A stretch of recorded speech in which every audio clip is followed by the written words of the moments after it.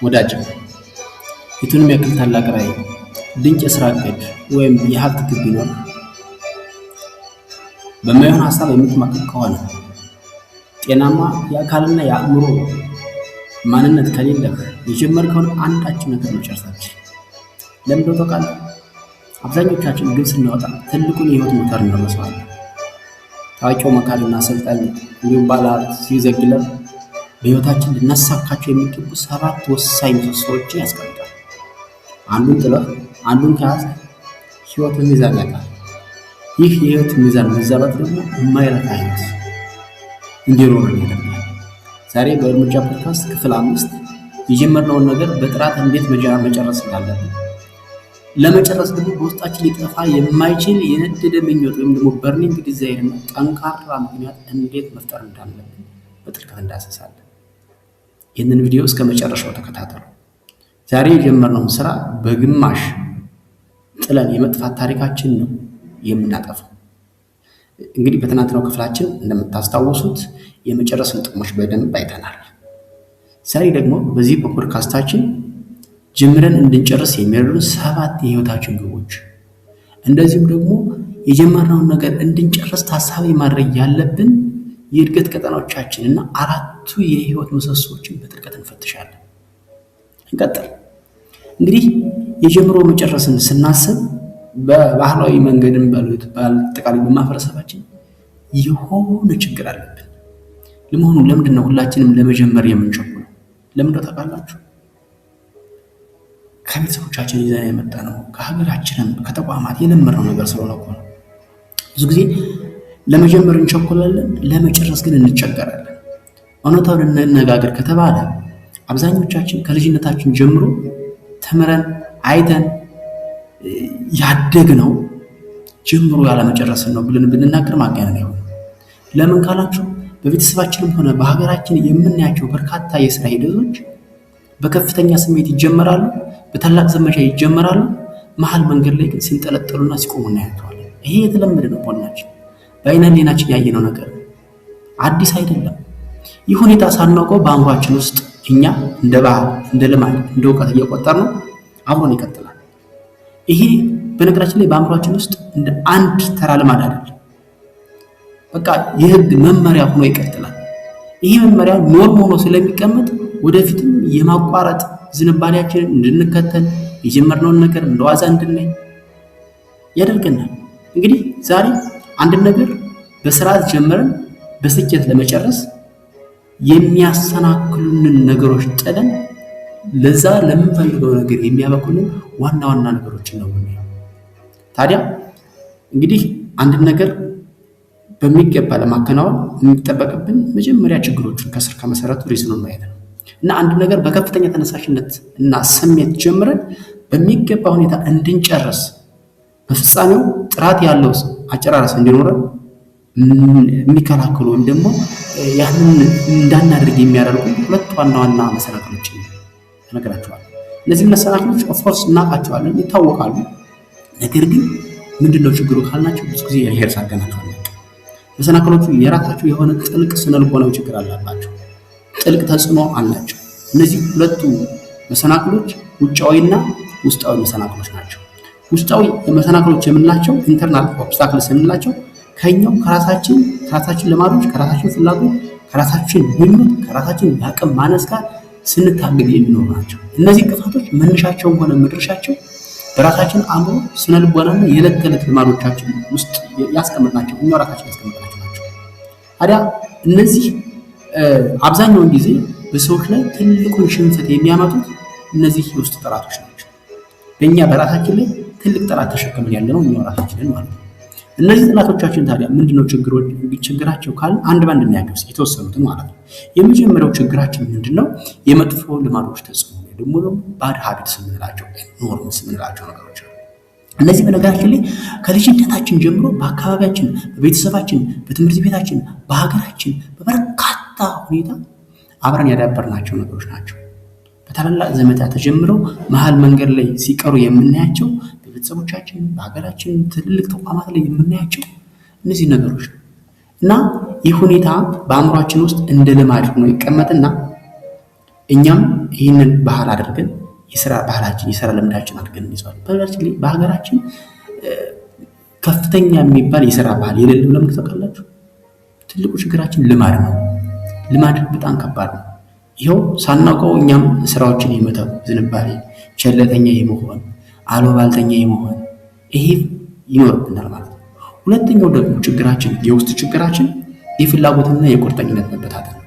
ይሄ ላክ ኦፍ ፎከስ፣ ላክ ኦፍ ኮንሰንትሬሽን፣ ላክ ኦፍ አቴንሽን የምንለው ነገር ነው።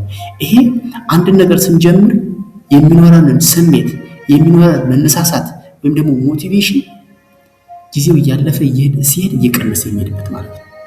ጊዜው እያለፈ ሲሄድ የሚቀንስበት ትልቁ ምክንያት ደግሞ እኔና እናንተ ያኔ ስሜቱ ሲጠፋብን በምን መቀጠል እንዳለብን አስቀድመን ስለማናስቀምጥ።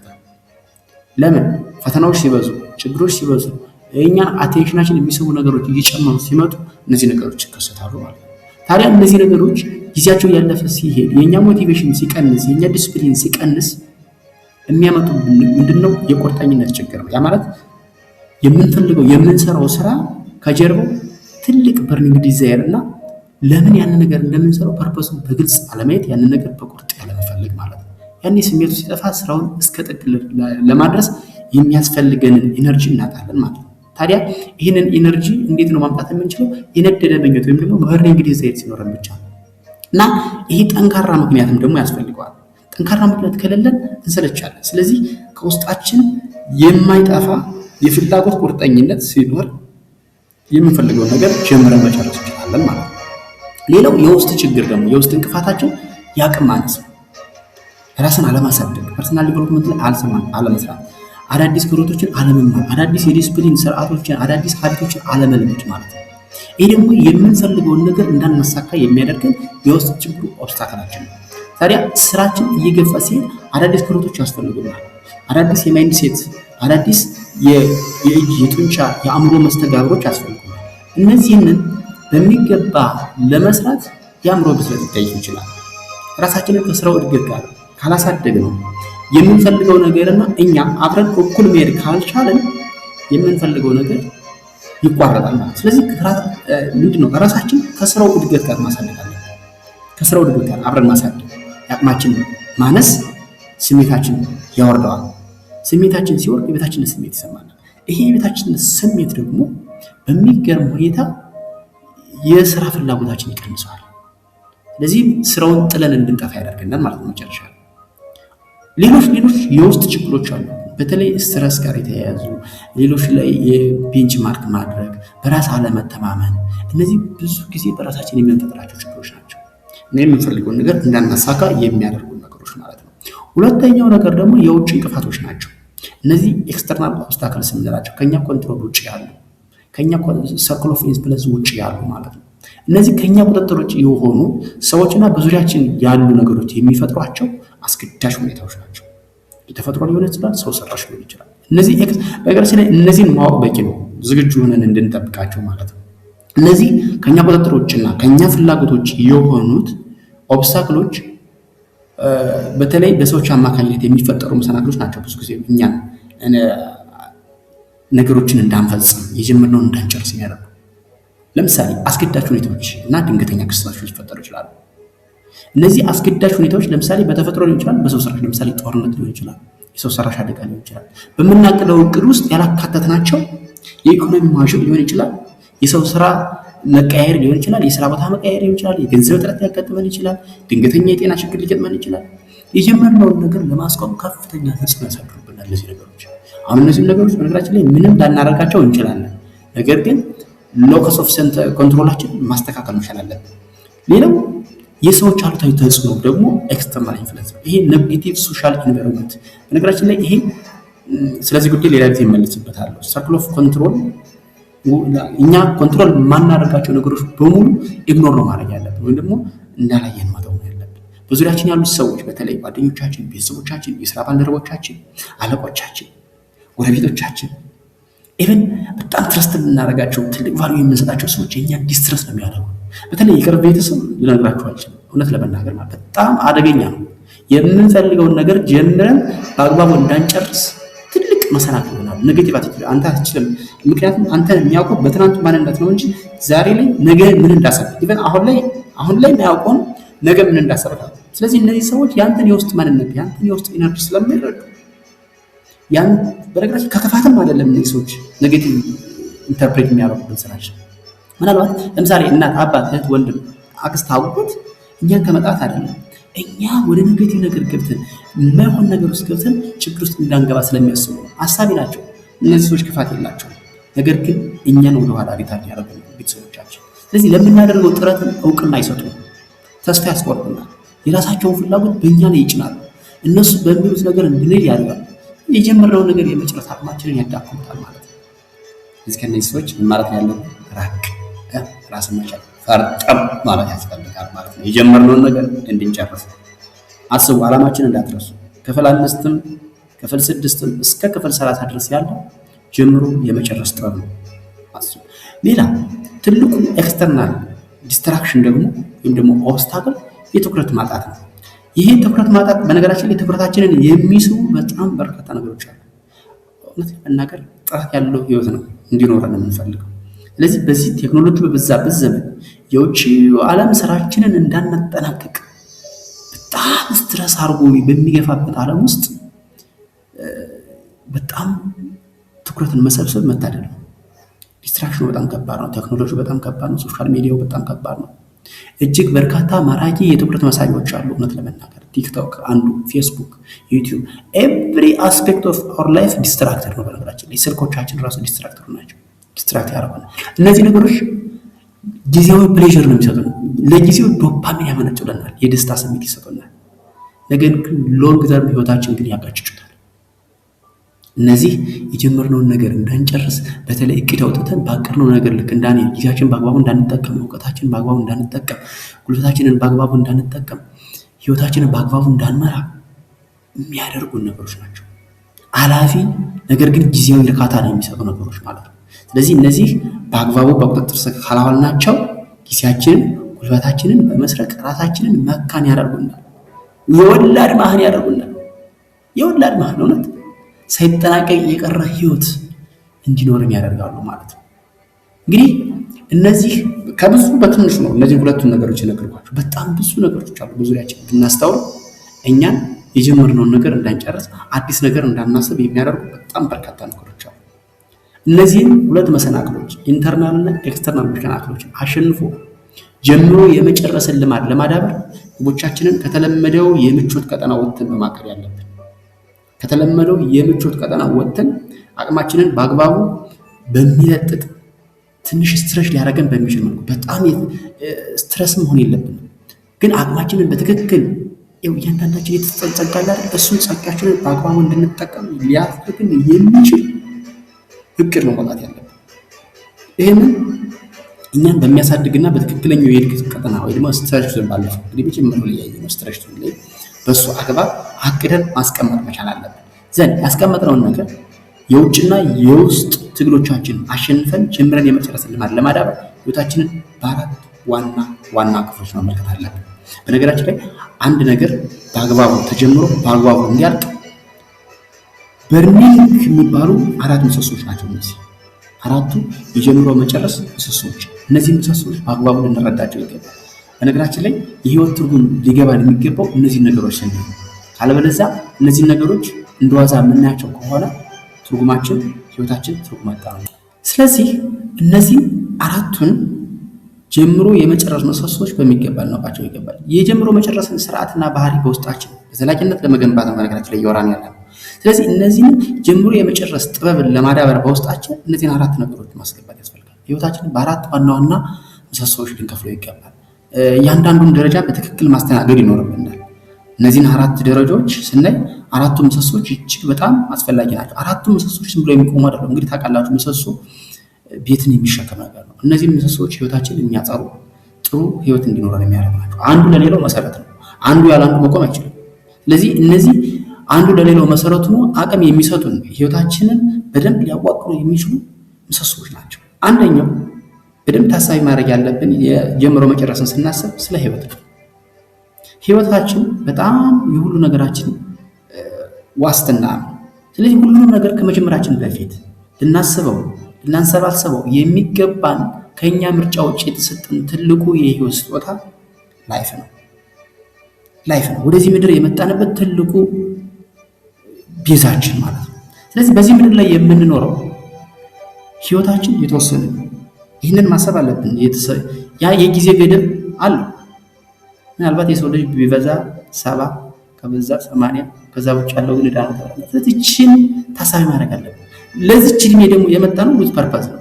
ስለዚህ ህይወታችን ሲፈጸም በጥራት በብቃትና በጠንካራ ማንነት ላይ እንዲፈጸም ማድረግ እኛ ኃላፊነት ነው። እንግዲህ ፈጣሪ ይህንን ጸጋ ሰጥቷል። ስለዚህ ይህንን ህይወታችንን በብቃት መፈጸም ማለት ምንድነው ስንል ዘመናችን በጤናማ አካል፣ በጤናማ መንፈሳዊ አስተሳሰብ፣ በበሰለ አእምሮ፣ በሚዛናዊ በሆነ ስነ ልቦና ለነፍሳችንም ለስጋችንን በሚሆን መልኩ አጣጥመን ማለት ነው። ሌላ ነገር አይደለም። ስለዚህ ይህንን በደንብ መምራት መቻል ጤናማ ህይወትን እንዲኖረን ያደርጋል ማለት። ስለዚህ የየዕለት ተዕለት ውሳኔዎቻችን ኢቭን አጠቃላይ የህይወት ፍጻሜዎቻችን ላይ ያማረ እንዲሆን ያደርጋሉ። ስለዚህ እያንዳንዱ ኖሮትን ስራ ስንሰራ ህይወታችንን በደንብ ታሳቢ ማድረግ ያለብን። ሁለተኛውና ትልቁ ነገር ደግሞ በህይወታችን የጀመርነውን ነገር እንድንፈጽም የሚያደርገን የሚያበረታታን ራዕይ ነው። ስለ ራዕይ እንግዲህ ብዙዎቻችሁ በተለይ አሁን ይህንን ፕሮግራም የምንሰራው ለኔትወርከሮች ስለሆነ ከኔትወርከሮች ጋር እንግባባለን ብዬ አስባለሁ። ራዕይ እንግዲህ በህይወታችን እጅግ በጣም ሊኖረን ከሚገቡ ሀብቶች ትልቁ የተስፋ የመኖር ዋስትናችን። ህይወታችን በጥራት እንዲጠናቀቅ ከተፈለገ ራዕይ ሊታሰብ ይገባል። ራዕይ ቀዳሚ ነገር ነው። ራዕይ የሌለው ትውልድ ይሞታል ይላል። ራዕይ ሊኖረን ይገባል። በህይወታችን ምን መሆንና ምን ማድረግ እንደምንፈልግ በሚገባ ማወቅ አለብን። የራዕያችን ጉዞ መጀመር አለብን። የራዕያችን ጉዞ መጀመር ብቻ አይደለም፣ መቀጠል፣ ዘይን ማጠናቀቅ። ይሄ ነው ትልቁ ነገር። ስለዚህ ስለ ራዕይ ስናስብ በሰዎች መካከል ስለ ራዕይ ስናስብ 3 ችግሮች አሉ። ስለ ራዕይ አንዳንዶቹ ጭራሽ ራዕይ የሚባለውን ነገር ለመለየትና ለማወቅ ይታገላሉ፣ አያውቁትም። በቃ ራዕይ የሚባል ነገር የለም። አንዳንዶቹ ደግሞ ቢያውቁትም እሱን ለመጀመርና ለመኖር ድፍረት አይኖራቸውም። አንዳንዱ ሰው ደግሞ ስለ ራዕይ ያውቃል፣ ነገር ግን ራዕዩ እየኖረው ማሳለፍ አይፈልግም። ለምን? ራዕይን መኖር እጅግ በጣም ዲስፕሊን ይጠይቃል። ራዕይ ስትጀምር ትርጉም ያለው ህይወት የሚባለው በራዕይ የሚመራ ህይወት። ስለዚህ ከሁሉም የሚበልጠው ሰው ጀምሮ የመቀጠልና የመጨረስ ችግር ያለበት ሰው ነው። በጣም በነገራችን ላይ አለማወቅ ይቻላል። ስለ ራዕይ አለማወቅ ይቻላል። ጀምሮ ካለመጨረስ ስለ ራዕይ ሳያውቁ፣ ምክንያቱም ራዕያችሁን አውቃችሁት የማትጨርሱት ከሆነ ራዕይ ያጨልላል፣ በጣም ከባድ ስለሆነ ማለት ነው። ስለዚህ ጀምሮ የመጨረስን መርህ ከግል ራዕያችን ጋር ማጣጣም ካልቻልን የምንፈልገውን ነገር በአግባቡ ጀምረን በአግባቡ አንጨርስ።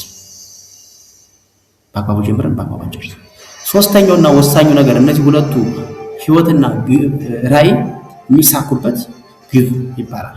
ሶስተኛው ስለ ጀምሮ መጨረስ ስናስብ ግቦች እንግዲህ ስማርት መሆን አለባቸው። ይሄ በዚህ ላይ ምንም ድርድር የለም።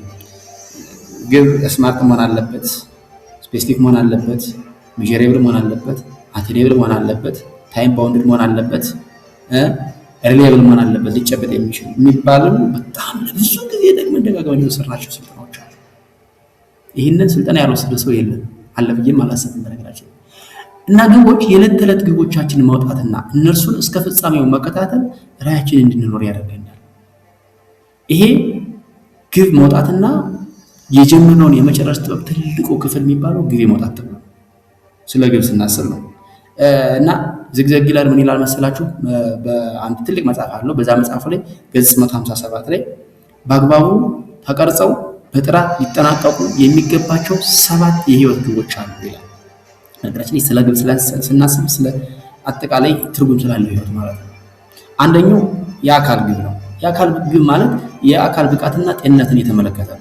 እንግዲህ ይህ ግብ ብዙ ጊዜ የአካል ብቃትን፣ አመጋገብን፣ አጠቃላይ የሰውነት ጤንነትን በጥራት የመጠበቅ ጉዳይ ሆኖ እናገኘዋለን። ይሄ ሰውነታችን በዚህ ምድር ላይ ልንኖርለት የሚገባው የምንኖርለትን ዋናው የጀርባ አጥንታችን፣ መኪናችን፣ ቁልፋችን ነው። ሰውነት ከሌለ በበሽታ ከተያዝን በጣም ከባድ ነው። ስለዚህ በድካም ሳንሸነፍ ሁልጊዜም ሙሉ ጉልበትና ከፍተኛ ንቃት ኑሮን እንድንኖር የሚያስችለን ይሄ አካላችን ነው። ስለዚህ ለአካላችን በደንብ መጠንቀቅ አለብን። የቱንም ያክል ትልቅ ራዕይና የገንዘብ ግብ ቢኖረን አልጋ ላይ ተኝተን የምንማቀቅ ከሆነ ጤናማ የአካል እንቅስቃሴ፣ ጤናማ የአካል ብቃት ከሌለን የጀመረውን አንዳች ነገር መፈጸም አንችልም። እውነት ለመናገር ከአካላችን አንዷ እንኳን ብትጎል የምንፈልገውን ነገር አናሳካም። ስለዚህ ምን አይነት ጤናማ ህይወት፣ ጤናማ አካል ነው እንዲኖረን? በጣም ወፍራም፣ በጣም ግዙፍ የሆነ አካል ነው ወይስ በጣም ቀጫጫ ለበሽታ የሚጋለጥ የትኛው አካል ነው ሊኖረን የሚገባው? ይህንን በደንብ ማየት ያስፈልጋል። ስለዚህ ለቀሪዎቹ 6 ግቦች በጣም ስኬታማ ነው። ይሄ 7 ግቦች አንዱ ነው። ሁለተኛው ደግሞ የአእምሮ ግብ ነው። ጤናማ አእምሮ፣ በተለይ ይሄ ከማይንድ ሴት ጋር ከአመለካከት ጋር የተያያዘው ይሄ አእምሮ ማለት ህይወትን የምንመራበት ሶፍትዌራችን ማለት ነው። ስለዚህ የአእምሮ ጤናም የአእምሮ ብስለትን እድገትን በተመለከተ ማለት ነው። የአእምሮ ጤና ሲባል ይሄ ግብ ያስፈልገናል። አእምሯችንን ጤና መጠበቅ ያስፈልገናል። አዳዲስ እውቀቶች ያስፈልጋል። በነገራችን ላይ ለሰውነታችን ምግብ እንደምንመገበው ሁሉ ለአእምሯችንም ምግብ ያስፈልጋል። ይሄ ምግብ ደግሞ አዳዲስ እውቀት፣ አዳዲስ ክህሎት፣ አዳዲስ ቴክኒኮችን መማር፣ አዳዲስ ነገሮችን መቅሰም፣ በአስተሳሰብ መብሰል፣ አእምሯችን በአዎንታዊ ሀሳቦች መገንባት፣ ሁልጊዜም እውቀታችን ትዋርድስ ፖዘቲቭ ወደሆነ ነገር እንዲሆን መመገብ ያስፈልጋል። ስለዚህ ከዘመኑ እውቀት ወደኋላ ላለመቅረት፣ ከአስተሳሰባ ድህነት ለመላቀቅ፣ ከድንቁርና ለመውጣት እንዲሁም ደግሞ ጊዜ የሰላም የበሰለ አእምሮ ባለቤት ለመሆን ግዴታ አእምሯችንን መንከባከብ አለብን። ለምን? የህይወታችን ጥራት የሚወሰነው በአስተሳሰባችን ጥራት ነው። አስተሳሰባችን ጥራት ደግሞ ያለው አእምሯችን ላይ ነው። ስለዚህ አእምሯችን ያልጨረስነውን ታሪክ በተግባር ልንጨርሰው ስለማንችል የአእምሮ ጤንነት በጣም ያስፈልጋል። ስለዚህ አእምሯችን ሲያድግ ነው ችግሮቻችንን የመፍታትና የጀመርነውን ነገር በደንብ መጨረስ ነው። ኢቭን አእምሯችን ትክክለኛ አስተሳሰብ ላይ ከሆነ የጀመርነውን ነገር ምንም ፈታኝ ነገር እንኳን ቢገጥም ሁኔታዎች በጣም ቢቀያየሩም እንኳን የማጠናቀቅ ብቃታችን አብሮ ያድጋል። ሶስተኛውና ትልቁ ነገር ባላንስ የሆነ ላይፍ እንዲኖረን የመንፈስ ግብ ወይም ደግሞ መንፈሳዊ ግብ ወይም ደግሞ ስፒሪቹዋል ጎል የምንለው ማለት ነው። እሱ ያስፈልገናል። ይሄ የግል መንፈሳዊ ህይወታችንን ለማዳበር የሚወጣ ግብ ነው። በተለይ ከፈጣሪ ጋር ያለንን ግንኙነት የምናጠናክርበት፣ ውስጣዊ ሰላምን የምናገኝበት፣ የምንረጋጋበት እውነት የግል መንፈሳዊ ማንነታችን እጅግ በጣም መዳበር አለበት። ይሄ ከቁሳዊ ዓለም ጫጫታ ወጥተን ከገንዘብ ከምን ወጥተን ፍጹም ውስጣዊ መረጋጋትን የምናገኝበት እውነተኛ ደስታ፣ የህሊና እረፍት የምናገኝበት ነገር ነው። ስለዚህ ውጫዊ ዓለም ሲናወጥ አስገዳጅ የውጭ እንቅፋቶች ጉዟችንን ሊያቆሙ ሲሞክሩ ትክክለኛው መረጋጋታችን የውስጥ የመንፈስ መታደስ ከፈጣሪ ጋር ያለን አንድነት፣ ከፈጣሪ ጋር ያለን መስተጋብር ነው። በውስጣችን ተስፋ እንዳንቆርጥ የሚያደርገን ብቸኛው ኃይላችን መንፈሳዊ ጥንካሬያችን። ስለዚህ መንፈሳዊ ግባችን መንፈሳዊ ግቡን የረሳ ሰው ማለት ቁሳዊ ስኬት ላይ ቢደርስም ተስፋ ቆርጦ በነገራችን ላይ ብዙ ሰው ለምን ታንቆ የሚሞት ይመስላችሁ? ባላንስ ሊሆን ላይፍ እኮ ስለማይበራ ነው። ውስጣችን ባዶነትን ስሜት እንዳይሰማ ፍጻሜያችን ያምር ዘንድ ይሄ በጣም ወሳኝ ነው። አራተኛው የግል ግብ ወይም ደግሞ ፐርሰናል ጎል የምንለው ማለት ነው። ይሄ ደግሞ በጣም ወሳኝ ግብ ነው። በነገራችን ፐርሰናል ግብ ከሌሎች ሰዎች ተለይተን ማንነታችንን የምንገነባበት የግል ራዕያችን ነው። ይሄ በጣም ያስፈልገናል። የግል ተሰጧችን ማሳደግ፣ በተለይ ከክህሎት ጋር የተያዘው ማለት ነው። ትርፍ ጊዜያችንን የምናሳልፍባቸው ሆቢያችንን ማንበብ፣ መጻፍ፣ እነዚህ ነገሮች በጣም ሊዳብሩ ይገባል። በነገራችን ላይ ይሄ ትልቅ የህሊና እርካታ ነው የሚሰጥ ስለሆነ ማለት ነው። እሱ ብቻ አይደለም፣ የግል ማንነታችን መገንባት ለብዙ ነገሮች ይጠቅመናል። ለምን? በተሰጠን ልዩ ተፈጥሮ እንግዲህ ፈጣሪ እኔና እናንተን ሲፈጥር የሆኑ በምክንያት የሆነ ነገር ጠባብ ሆኖ ይፈጠራል። ስለዚህ የተፈጠርንለትን ዓላማ ልንኖር የምንችለው የግል ተሰጧችን የግል ጸጋችን ስንጠቀም መክሊታችን ስንጠቀም ነው። ይሄ መክሊት ደግሞ በራሳችን መንገድ ነው ሙሉ ሰው የምንሆነው። ስለዚህ በራሳችን መንገድ ሙሉ ሰው ሆነን በህይወታችን ላይ እውነተኛ አሻራ ጥለን ለማለፍ ፐርሰናል ዲቨሎፕመንት ግዴታ ነው። የተሰጠን ነገር ዝም ብለህ አስቀምጠህ ይሄው ማለት አያስፈልግም። መክሊትን መጠቀም በአግባቡ ያስፈልጋል። ሁላችንም መክሊት ተሰጥቶናል። እሱ መክሊት ማሳደግ አለብን። ይሄ ደግሞ የራሳችን የግል ማንነትና ክብር መስጠት ነው። በነገራችን ላይ ለራሱ የግል ማንነት ክብር የሌለው ሰው በራስ መተማመኑ በሰዎች ዘንድ ሊከበር አይችልም። በሰዎች ዘንድ በሁኔታዎች ዘንድ ተጽዕኖ መፍጠር አይችልም። እንደውም በተጽዕኖዎች ስር ነው የሚወድቀው። ስለዚህ ግባችንን በጥራት ሲጠናቀቅ የሚሰጠን ትልቅ የማይናወጥ በራስ መተማመን ማንኛውንም ከባድ ስራ ማከናወን፣ በድፍረት መጀመር፣ ኃላፊነት መውሰድ እንድንችል የሚያደርገን ፐርሰናል ዲቨሎፕመንት። ይሄ በጣም ወሳኙ ግብ ነው፣ ጀምረን እንድንጨርስ የሚያደርገን። አምስተኛውና ሌላኛው ደግሞ የቤተሰብ ግብ ነው። በህይወታችን ባላንስ የሚባል ላይፍ እንዲኖረን ከተፈለገ የቤተሰብ ግብ ግዴታ ነው። የቤተሰብ ህይወት ጤናማ በሆነ መልኩ ማሳደግ ብቻ አይደለም ነገራችን። ምን አይነት ቤተሰብ መስርቼ ምን አይነት ደረጃ አድርሼ ምን አይነት አበርክቶ ማድረግ አለብኝ የሚለውን በደንብ ማሳደግ። የቤተሰብ ህይወት ጤናማ፣ አፍቃሪ፣ የተረጋጋ በገንዘቡ ሆነ በስነ ልቦና ከማንኛውም ተጽዕኖ የጸዳ እንዲሆን ማድረግ ነው። ለምን? ለቤተሰብ ለልጆቻችን፣ ለትዳር አጋራችን ሰላም፣ አስተማማኝና ደስተኛ የሆነ አበርክቶ ሊኖረን ይገባል። ይሄ ጠንካራ የትውልድ መሰረት መጣልም ጭምር።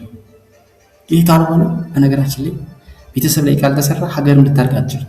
ቤተሰብ የህይወታችን መሸሸጊያ መደበቂያ ወደባችን ነው። ቤተሰብ የውጭውን ዓለም የምንረሳበት ነገር ነው። የውጭውን ዓለም ውጊያ፣ የውጭውን ዓለም ስራ አድክሞን የመጣውን ነገር የምናድስበት ቤታችን ስንመለስ። ስለዚህ ቤታችን የምናገኘው ሰላምና ፍቅር ለነገ ውሏችን ጉልበት፣ ለራያችን ስንቅ ነው። ስለዚህ ስለ ቤተሰባችን በደንብ የቤተሰብ ግን የተስተካከለ ሰው በነገራችን ላይ ቤቱ ሰላም ያለው ሰው አገር መምራት ይችላል። ስለዚህ ውጭ ያለውን ስራውን በሙሉ ትኩረት የተሰጠውን ኃላፊነት በአግባቡ መውጣት ይችላል። ስለ ቤተሰብ ግድ የሚለው ሰው ማለት ነው።